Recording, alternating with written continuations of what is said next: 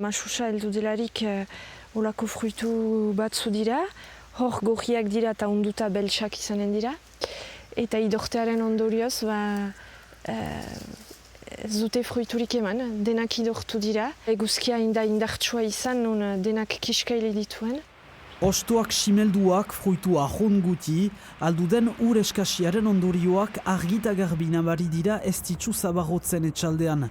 Laborariak fruituak ekoizten ditu 2005 urteaz geroztik, primaderan sasoina untsa abiatu baldin bazen, udauntako idorteak minainitz egiten die landareei. Aurten landatu nituen ahabiak entxegu bat egiteko. Ureztatzea izanagatik landareak juntege ditu eguzkiak. Arboletan seinaletxarra, onduak ez diren txagarranitz erortzen hasiak dira, baina ez ditzu arrengura da ez bakarrik aurtengo uztarentzat. Hau da andere mahatx beltza, beraz kasiz landare bat. Berdin aurten fruitu pixka bat bilduko duzu, baina hauek denek pusa behi hauek guziak ondoko urtean dute fruitua emanen. Eta ikusiz indar hartzeko eta fruitu emaiteko ostoetaik dutela hartzen indarra, ez dakit heldu den urtean ze ateako den. Kanbiamenak baditugu, badu urteak kezkatzen nahuela.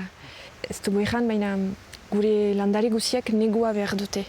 Fruitua ukaiteko behar duzu hotza eta landareak behar du gelditu. Eta badu 8 bat urte negu guti dugula. Arrengura handiak aldaketa klimatikoarekin, laborari guziak espero dute euria itzuliko dela laster aurtengo egoera salbatzeko.